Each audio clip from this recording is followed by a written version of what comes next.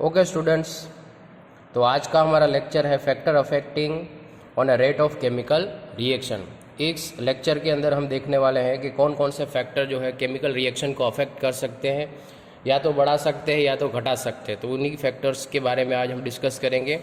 5 factors हैं, एक एक को हम डील करते जाएंगे और देखते जाएंगे कि उनका जो अफेक्ट है केमिकल रिएक्शन के ऊपर कैसा होता है। तो स्टार्ट करते हैं factor affecting on a rate of chemical reaction. Experimentally it has been found that the rate of chemical reaction depends upon the surface area of reactant, nature of reactant species, the temperature, the concentration of the reacting species and the presence of catalyst। ये सारे के सारे factors हैं जो हमें देखने हैं, और ये जो है रेट ऑफ केमिकल रिएक्शन को अफेक्ट करते हैं, या तो बढ़ा सकते हैं या तो घटा सकते हैं। तो क्या जो फैक्टर है कैसे अफेक्ट करता है केमिकल रिएक्शन को, उसे हमें देखना है। तो सबसे पहले हमारे पास है effect of surface area of reactant. तो rate of chemical reaction depend upon the state of reacting species. Reactant in powder form react much faster than the reactant in solid form.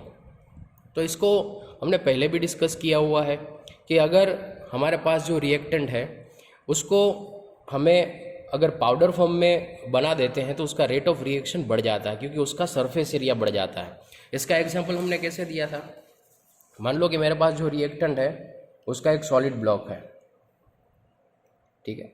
तो इसका सरफेस एरिया कितना होगा, ये जो boundaries हैं इसका surface area इतना ही होगा। अगर मान लो इसको मैं 2 हिस्सों में कट कर दूं तो इसका सरफेस एरिया अब कितना हो जाएगा, ज़्यादा हो जाएगा। तो इसको अगर हमने 2 हिस्सों में तोड़ दिया तो क्या होगा, अब देखो ये वाला जो सरफेस एरिया है वो क्या हो गया, इंक्रीज। अगर इसको मान लो कि हम और 2 हिस्सों में काट दे तो और भी ज़्यादा सरफेस एरिया हो जाएगा, और धीरे धीरे अगर हम इसको पाउडर फॉर्म में ही ले लें तो इसका सरफेस एरिया बहुत ही ज़्यादा हो जाएगा। तो जितना ज़्यादा सरफेस एरिया होगा उतना ही रेट ऑफ रिएक्शन बढ़ता जाएगा, क्योंकि नंबर ऑफ जो पार्टिकल है, जो सरफेस एरिया बढ़ने से नंबर ऑफ पार्टिकल्स भी बढ़ जाएंगे, ताकि रेट ऑफ रिएक्शन बढ़ जाएगा। तो reason for that in powder form the contact surface is more than the solid form. जैसे कि हमने बोला कि कॉन्टेक्ट जो है ज़्यादा हो पाएगा अगर उसको पाउडर फॉर्म में लेते हैं। एग्जाम्पल है powder of coal burns faster than the piece of coal. अगर तुम्हारे पास कोल का एक बड़ा टुकड़ा है ना, उसको जलाओ और उसको एक बार पाउडर करके जलाओ तो तुम देखोगे कि जो पाउडर्ड कोल है वो ज़्यादा जल्दी से जल जाता है कंपेयर टू जब उसको हम एक बड़े से टुकड़े को जलाते हैं। तो if we use a powder of iron as a catalyst in chemical reaction become much faster than it if we use the piece of iron in the same reaction. जैसे कि हमने यहाँ पे अभी भी एग्जाम्पल दिया था कि हम क्या करते हैं कि मान लो कि ये हमारा मेटल आयरन का पीस है, इसको हमने पहले ब्लॉक में लिया, फिर उसको टुकड़े कर दिया, फाइनली पाउडर में किया। तो हर बार जितना हम सरफेस एरिया इंक्रीज करते जाएंगे रेट ऑफ रिएक्शन बढ़ता जाएगा, क्योंकि तुम क्या दे रहे हो, रिएक्टेंट को ज़्यादा सरफेस एरिया प्रोवाइड कर रहे हो ताकि वो ज़्यादा से ज़्यादा रिएक्ट कर सके। तो हमें यहाँ पे क्या पता चला कि effect of surface of area of reactant से क्या मतलब, इंक्रीज करने से, सरफेस एरिया इंक्रीज करने से रेट ऑफ रिएक्शन इंक्रीज होगा। ये हमें याद रखना है, ठीक है। अब इफेक्ट ऑफ टेम्परेचर। अब टेम्परेचर का क्या इफेक्ट होगा रेट ऑफ रिएक्शन के ऊपर, उसे हमें देखना है। On increasing the temperature increase the rate of almost all reactions because the collision between the reactant molecule is increased. इसको कैसे समझेंगे, तो एक सिस्टम ले लेते हैं।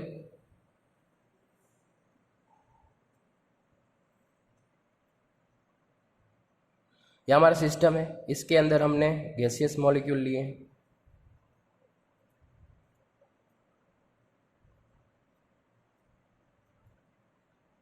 इसके अंदर gas A and B, 2 type के गैस है, एक ए है एक बी।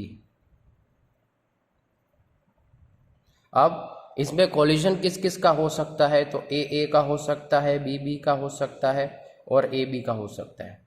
हमें प्रोडक्ट कब मिलेगा, जब ए और बी का कोलिजन होगा। अब मान लो कि ये जो धीरे धीरे घूम रहे हैं, इनका जो काइनेटिक एनर्जी है वो बहुत ही स्लो है, तो कोलिजन जो है बहुत ही धीरे धीरे होंगे। अगर हम इसका टेम्परेचर इंक्रीज कर दें, टेम्परेचर इंक्रीज करने से क्या होगा, तो इन गैसियस मॉलिक्यूल का काइनेटिक एनर्जी बढ़ जाएगा और जो कोलिजन पर मिनट है वो बहुत इंक्रीज हो जाएंगे, मतलब कि ये जो टकराने का रेट है वो बहुत ही ज़्यादा बढ़ जाएगा। तो जिससे क्या होगा कि जितने नंबर ऑफ कोलिजन बढ़ेंगे रेट ऑफ रिएक्शन जो है बढ़ जाएगा, क्योंकि इनकी पॉसिबिलिटी ए और बी की टकराने की पॉसिबिलिटी भी इंक्रीज हो जाएगी। अगर ए और बी की पॉसिबिलिटी जो है टकराने की इंक्रीज हो जाएगी तो रेट ऑफ रिएक्शन जो है इंक्रीज हो जाएगा।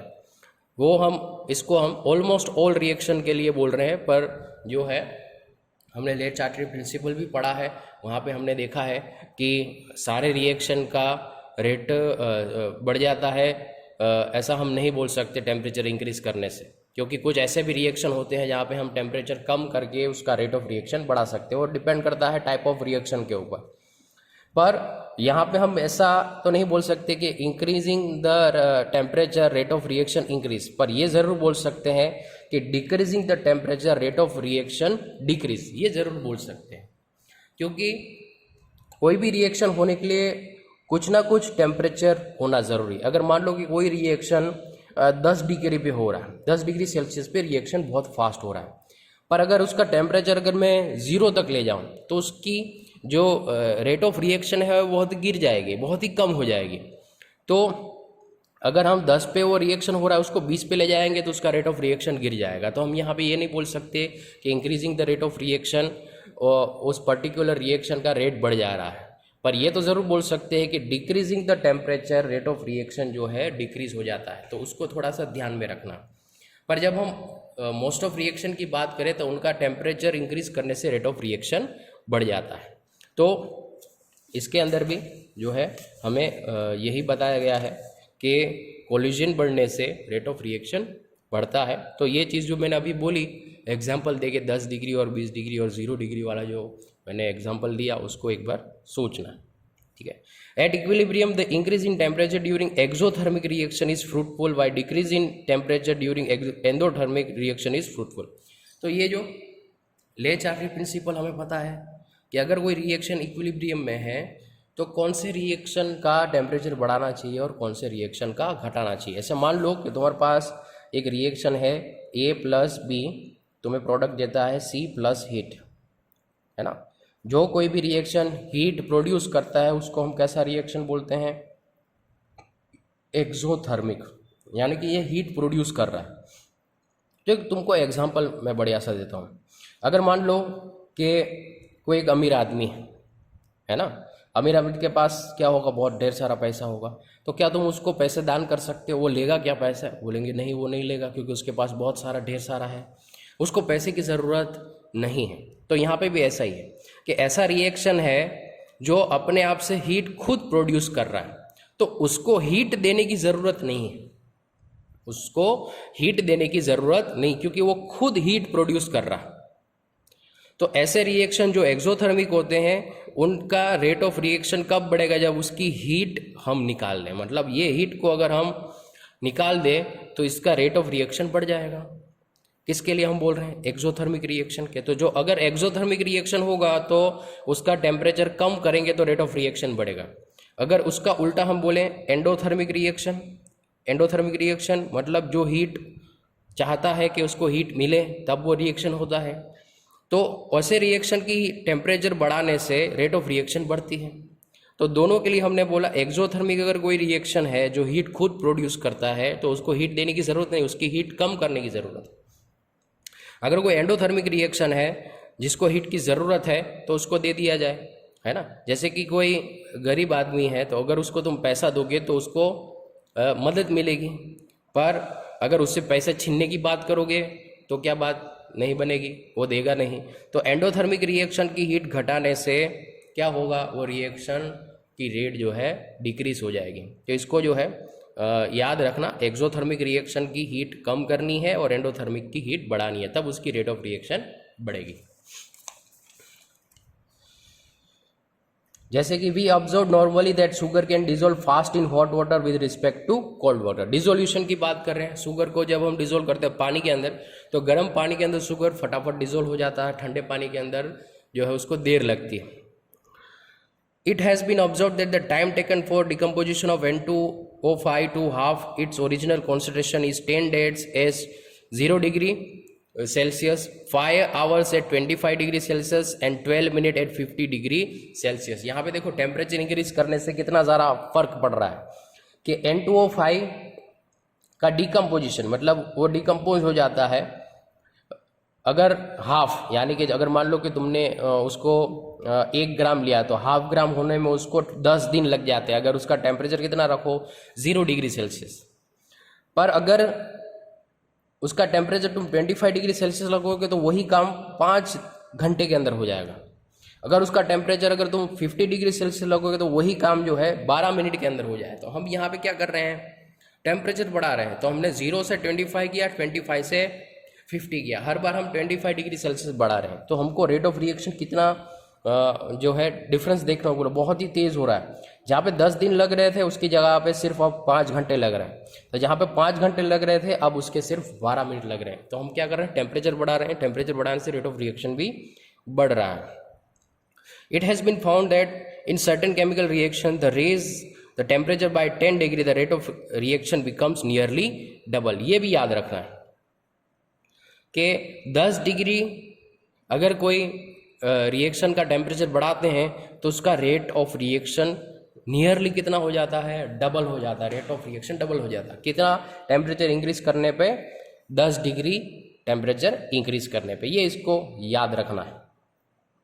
तो ये था इफेक्ट ऑफ टेम्परेचर, जिसके अंदर हमने एक्सोथर्मिक एंडोथर्मिक रिएक्शंस की बात की। फिर है इफेक्ट ऑफ कॉन्सेंट्रेशन और प्रेशर। अब कॉन्सेंट्रेशन जब हम सॉल्यूशन वगैरह की बात करेंगे और प्रेशर जब हम गैसियस मॉलिक्यूल की बात करेंगे, ठीक है। तो अगर गैसियस मॉलिक्यूल है तो वहाँ पे कॉन्सेंट्रेशन की बात नहीं आएगी, वहाँ पे प्रेशर की बात आएगी। अगर सॉल्यूशन है तो वहाँ पे प्रेशर की नहीं पर कॉन्सेंट्रेशन की बात आएगी। The rate of most of the chemical reaction is directly proportional to the rate to the proportional to the concentration और pressure of the reacting substance. अब जितना कॉन्सेंट्रेशन बढ़ाओगे उतना ही रेट ऑफ रिएक्शन बढ़ेगा, और जितना प्रेशर बढ़ाओगे उतना ही रेट ऑफ रिएक्शन बढ़ेगा। वो डायरेक्टली प्रोपोर्शनल है, यानी कि एक को बढ़ाओगे दूसरा भी बढ़ेगा। Since concentration of the reactant species do not remain constant during the process of the reaction, therefore concentration of reactant decrease with time.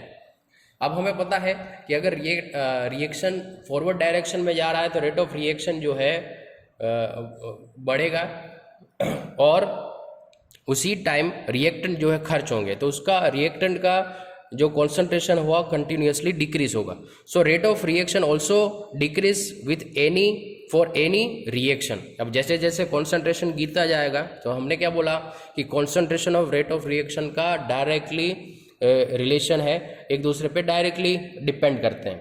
तो अगर रिएक्टेंट का टाइम जाने पे कॉन्सेंट्रेशन कम हो रहा है तो रेट ऑफ रिएक्शन भी कम होगा।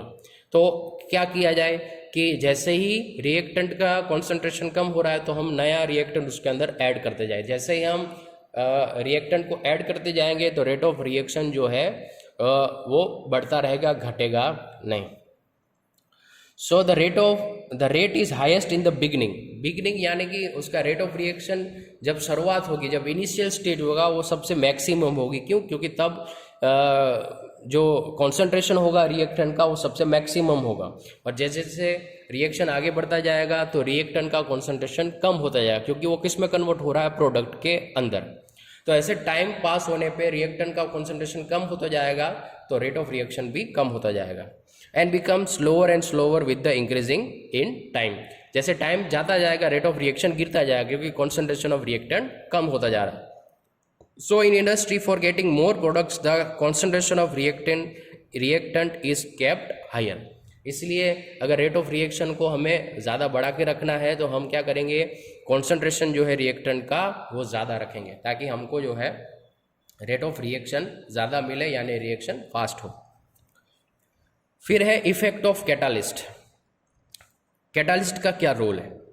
The presence of catalyst can increase और decrease the speed of particular chemical reaction. हमें पता है कि कैटालिस्ट जो है अल्टर करता है रेट ऑफ रिएक्शन को, मतलब वो बढ़ा भी सकता है और घटा भी सकता है। ऐसा हमने कैटालिसिस चैप्टर के अंदर देखा था, प्रोमोटर्स देखे थे, पॉइजन देखे थे, तो वो बढ़ा भी सकता है, घटा भी सकता है। Example in normal condition H2 and O2 do not combine with each other. हमें पता है हाइड्रोजन और ऑक्सीजन अपने आप नहीं कंबाइन होते। अगर तुम देख लो एटमॉस्फेयर में हाइड्रोजन भी है, ऑक्सीजन भी है, क्या वो दोनों आपस में कंबाइन होकर वाटर बना रहा है? नहीं। तुम्हारे आसपास वाटर बनता दिख रहा है तुमको? नहीं दिख रहा है, क्योंकि हाइड्रोजन और ऑक्सीजन नॉर्मल कंडीशन में अपने आप जो है एक दूसरे के साथ रिएक्शन करते नहीं है।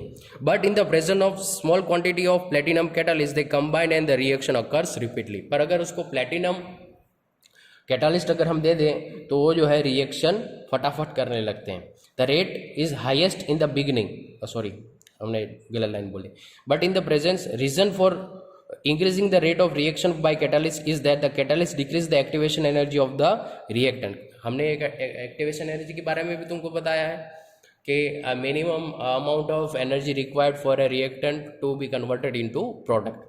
तो इन दोनों के पास जो एक्टिवेशन एनर्जी है वो बहुत ही हाई है, इसलिए वो आपस में ऐसे ही रिएक्ट कर सकते नहीं है। पर कैटालिस्ट को जैसे ही हम इंट्रोड्यूस करेंगे उनकी एक्टिवेशन एनर्जी बहुत कम हो जाएगी, तो वो जो अपना आप रिएक्ट करना स्टार्ट करेंगे। So the decrease the energy barrier and reaction becomes faster. Similarly a small amount of glycerine salt slows down the decomposition of hydrogen peroxide. The reaction which occur in the presence of catalyst are known as catalysed reaction. Some reactions are very sensitive to light, that is the reaction between H2 and Cl2 और photosynthesis etcetera are the photo sensitive reaction. मतलब जो है sunlight की presence में जो है वो reaction होते हैं। दे टेक प्लेस रेपिडली भी when light of suitable wavelength is pass through the reacting substance. Such reactions are not photochemical reaction. जो सनलाइट की प्रेजेंस में रिएक्शन होते हैं उनको हम बोलते हैं फोटोकेमिकल रिएक्शन। इनफैक्ट के इफेक्ट ऑफ कैटालिस्ट जो है वो रेट ऑफ रिएक्शन को बढ़ा भी सकता है और घटा भी सकता है। वो डिपेंड करता है हम क्या इस्तेमाल कर रहे हैं, कैटालिस्ट इस्तेमाल कर रहे हैं या पॉइजन इस्तेमाल कर रहे हैं, तो इसको थोड़ा सा याद रखना। अब है effect of nature of reacting species. The reaction between the polar and ionic molecule occur almost intensely. Those reaction in which the bonds are arranged or electrons are transferred take comparatively longer time than reactions between the polar and ionic molecule. For example, reactions involving neutralization or double displacement are very fast, while the oxidation reactions are slower. मतलब तुम किसके बीच में reaction कर रहे हो उसके ऊपर भी डिपेंड कर रहा है। जैसे कि अगर तुमको नमक को डिसॉल्व करना है पानी के अंदर तो वो फटाफट हो जाता है, क्योंकि आयोनिक चीज़ें जो होती हैं वो पोलर सॉल्वेंट में फटाफट डिसॉल्व हो जाती है। पर अगर नमक को तुम नॉन पोलर चीज़ जैसे केरोसिन, पेट्रोल, डीजल ये सब हो गया उसके अंदर उसका डिसोल्यूशन होता नहीं है। तो कैसे नेचर के रिएक्टिंग स्पीसीज से आपस में उसको भी देखना ज़रूरी है। तो वो डिपेंड करेगा कि कैसा रिएक्टेंट है और कैसा सॉल्वेंट है, उसके ऊपर भी डिपेंड करेगा कि रिएक्टेंट कैसे हैं और किसके साथ रिएक्ट करें, उनका नेचर कैसा है। तो यहाँ पे एग्जांपल भी दिए हैं कि न्यूट्रलाइजेशन रिएक्शन यानी कि एसिड बेस रिएक्शन और डबल डिस्प्लेसमेंट यानी कि सॉल्ट और मेटल के जो रिएक्शन होते हैं या डबल सॉल्ट के जो रिएक्शंस होते हैं वो बहुत ही फास्ट होते हैं। जैसे कि और ऑक्सीडेशन रिडक्शन का अगर हम एग्जांपल देखें उनके सामने तो बहुत ही स्लो होते हैं कंपेयर टू जब हम न्यूट्रलाइजेशन और डबल डिस्प्लेसमेंट रिएक्शन को देखें, क्योंकि वहाँ पे दोनों में जो नेचर ऑफ रिएक्टेंट स्पीसीज है वो अलग अलग है। तो ये थे factors affecting the rate of chemical reaction. 5 हमने फैक्टर्स देखे कि क्या क्या चीज़ें जो है रेट ऑफ केमिकल रिएक्शन को चेंज कर सकती है। इसको एक बार पढ़ लेना, याद रख लेना और एग्जाम्पल हो सके तो अपने आप से तैयार करने की कोशिश करना। तो ये चैप्टर में ये जो हमने factor affecting the rate of chemical reaction देखा, इसी को हम यहाँ पे जो है कवर अप करते हैं। और आज के लिए इतना ही, बाकी की चीज़ें जो है हम नेक्स्ट लेक्चर के अंदर डिस्कस करेंगे। Thank you.